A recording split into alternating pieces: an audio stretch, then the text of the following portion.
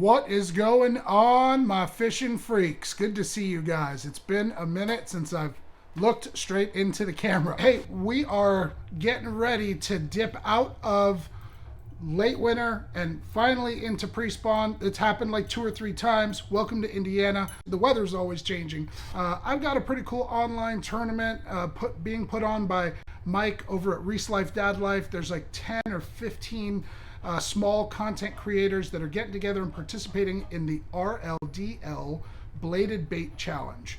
I participated in this last year and it was blade baits only, meaning chatterbaits only. This year, Mike has upped the ante a little bit. He's including spinner baits, bladed jigs, underspins, inline spinners, pretty much anything that has a spinner on it. So over this winter, I've amassed more new tackle that's new to me, and I want to show you guys what I'm going to be tossing this coming weekend. I did participate in this challenge last year and I was able to place pretty high. This year I'm going for the jugular and I'm hoping that the weather in Indiana participates and we are able to finally target some of those large pre-spawn bass. Let me show you guys what I picked up. Booyah! I know, that's pretty bad. Hey, I've picked up 2 of the Booyah covert spinner baits, one in the standard size ½ ounce, one in the covert finesse ½ ounce. These are both going to be working double duty. Largemouth, smallmouth, rivers, ponds, lakes. Gets a lot of talk, and it's designed by probably one of the best spinnerbait fishermen in the world, Jason Christie. Tons of different blade combinations, tons of different head shapes and sizes and colors. I think it goes all the way from like, you know, a ¼ ounce on the finesse series all the way up to over an ounce in the regular series. Both of these are in the tandem package, meaning the tandem blade combination, small Colorado above a larger willow blade. So typically I'm a double willow guy. I typically don't throw this very often, which is reason why I had to pick some up, because I didn't have any. This is the full size covert. This is a ½ ounce model. This is not a cheap spinner bait. I think it retails around 10 bucks. Or maybe a little bit more, but it does have some premium components. I'm glad it's not a $15 or a $17 or a $20 spinnerbait. You guys can see the head design there. I'm sure there's some science behind that. Whether it's the full size or the finesse, I really love the way that they cut the skirt. The threads coming out of the top of the skirt are cut shorter than the threads coming out of the inside of the skirt, so it's going to give you a profile, but it's also really going to help that bait have some unique appeal or movement under the water, especially when you pulse that spinnerbait. Here is the finesse size, and let me hold that up next to the regular size spinnerbait so you guys have an idea of really how much smaller that is. The arm is much shorter, right? So you guys can see the arm is shorter there. Looks like it's pretty much the same length there, but these are actually both the same weight, but on this spinnerbait they're able to put on a smaller hook, as you guys can see there, but they hide a lot of the weight down here in the shank. So that's where some of that extra weight gets distributed right there. I really like that because if this bait is sinking or rising, it may rise more horizontally instead of so vertically. Once again, these blade combinations, this is a double willow. This is something that I typically fish. I'm typically a silver on silver guy, so I'm really, and if I am a gold on silver guy, it's typically a tandem combination, but fishing the gold down below above the silver is something that's totally new to me. Interested to know what type of blade combinations and colors you guys like to throw. 6 Sense Divine Spinnerbait. I picked up a couple of these at my local Dick's recently because they've upgraded their fishing tackle selection and they're carrying a lot more 6 Sense stuff right now, which I like because there's a lot of 6 Sense stuff that I do like. There's some 6 Sense stuff that I don't like. But I picked up a couple of these spinnerbaits, and I have fished this once out on the water so far. One of the things that I've noticed, and I'm curious to know if you guys notice it, one of the things that drives me crazy is if I'm fishing a bait and it's a horizontal bait, I want that bait to come through the water column horizontally. And what I mean by that is like having the hook shank parallel with the surface of the water or the ground. Can't stand it when you're retrieving a lure and it comes through the water like this. So I can't remember if it was coming through the water like this or if it was coming through the water like this, but I wasn't super impressed when I was fishing it with what I had seen, the way that it was coming through the water. I don't know if it was me. I don't know if it was the day. I don't know if it was the way I was retrieving it. So I still have to play around with it a lot more, but I'm curious to know what you guys think of the 6th Sense spinnerbait. Do you like it? Do you not like it? Little up close and personal look. I mean, this is a very well constructed spinnerbait. It's got good components to it. They're not Hildebrandt blades, but they've got a really good flash. They've got high premium, barrel swivel on there. The wire seems to be a good gauge. It doesn't seem like it's going to get bent up too much. 6th Sense has great quality skirts. It's got a good hook. I'm just curious to know what you guys think about the action on this spinnerbait. Holy cow, it is like monsooning outside. I don't know if you guys hear that in the background, but that's water hitting my garage door, and it is like 38 degrees outside and freezing cold. Welcome to spring in Indiana. Hey, I didn't have a chance to make it to the Columbus Fishing Show this year, but I did have a chance to make it to the Cincinnati Fishing Show, the Cincinnati Fishing Expo, for the very first time, and it was absolutely awesome. I've got some more information coming out on that. I was able to meet one of my lifetime idols, Jimmy Houston, and he sat there and talked to us about spinnerbaits and fishing spinnerbaits for an entire hour. A lot of you that follow Jimmy Houston, you know that he's associated with the Redman spinnerbait. Those Redman spinnerbaits are incredibly hard to get, especially after he got done talking. I think I saw every single face in the crowd like down on their phone trying to order some spinnerbaits.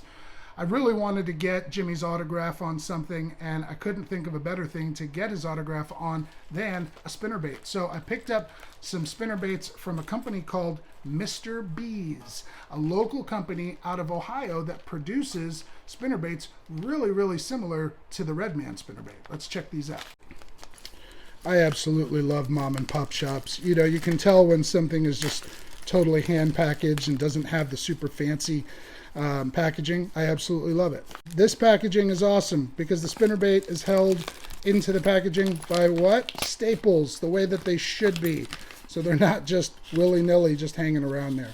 I was able to meet Mr. B. He was actually there. I think he was there with some family members or some close personal friends. He's been tying these for a really, really long time. As you guys can see, these are the fish that they use to target them.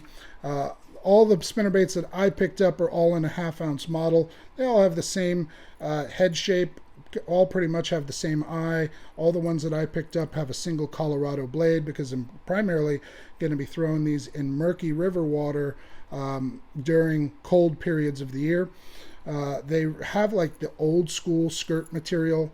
You guys can, if you guys take a look at this, right? Most skirts aren't made this way anymore. So one of the things that I'm going to do is try and secure the skirt with wire. And if I'm unable to do so and the skirt ends up failing on me one day, then I will just put my own skirt on it. But I really love old school spinnerbaits like this. This is the kind of spinnerbait that I grew up fishing. Picked this up in this colorway. Also picked it up in a white. I absolutely had to pick up a purple. This is one that's never going to get used. Why? Because it's got Jimmy Houston's signature right there. I've got another one of these as well as a chartreuse and white in the truck. Sorry, don't have it with me right now. I just want to say thanks to Mr. B and his company for producing affordable, quality, handmade spinnerbaits. I'm going to include their information down below. If you guys want to support a small Ohio company and purchase some spinnerbaits from them, you can't beat the price. The quality's pretty good too. We're moving on to bladed jigs now. That's it for the spinnerbaits. First, guys, we're going to talk about the Chatterbait Evo. This is Z-Man's newest release on the chatterbaits, and it's supposed to kind of, sort of, I think, take the place of a jackhammer, or at least give you an alternative for a more affordable jackhammer, because, as we all know, jackhammers are ridiculously expensive. So I picked up a couple, black and blue, glitter bomb. Let's take a close-up look. Why is this supposed to replace the jackhammer? Well, one of the reasons it's supposed to replace the jackhammer is because the head shape on this is super similar to a jackhammer. It's very different. It's similar, but different from all other chatterbaits. It's got some great eyes on there.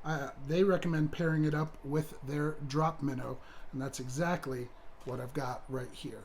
Really, really small downsized presentation for finesse bodies of water or smallmouth or any body of water where the bait fish are really small. So guys, I just want to give you a comparison on what the size this actually is, because you don't know how big my hands are. But this is the Sneaky Underspin by Great Lakes Finesse, and here is your typical 3/8 ounce underspin by 6 cents. Right? You guys can see that this is made for much larger baits, like in the 3, 4, even 5-inch size. Much smaller hook here. But one of the things to take away from this, let me just put this away so I don't hook myself. A couple of things to take away. Ultra sharp Gamakatsu hook that's got a good bit of strength to it. The guys at Great Lakes Finesse, they fish this on like 5-pound braid with like 6-pound mono leader. And this is the drop minnow. This is like a 2.75-inch bait. But I have casted this out and retrieved it in, and it looks absolutely incredible in the water. I've got a video coming up just kind of out showcasing this bait, so you guys stay tuned for that one. But this is the last bait that we want to talk about today. I know that this guy is going to be getting it done for me, hopefully this weekend and this week coming up for the tournament, and maybe even in May in Michigan for some giant smallmouth. So guys, that's it for all the baits that I want to showcase, but I'm interested to know if you guys have experience fishing any of these baits. They're all new to me. I'm yet to catch a fish on any one of them, but I will be putting them to the test this weekend and this upcoming week. The RLDL Bladed Bait Challenge starts on the 6th, and I think it ends on the 14th, so there's going to be 2 weekends and a full week. You guys stay tuned to the Instagram posts and the Facebook posts, and I'll be definitely showcasing what I catch fish on. What do you guys think it's going to be? Is it going to be the Sneaky Underspin? Do you guys think it's going to be the Covert series? Or do you guys think it's going to be something like the Evo Chatterbait? Love to know what you guys think. Hope you guys are out there fishing. Hope you're catching. Hope you're living that hook life. Hello! See you.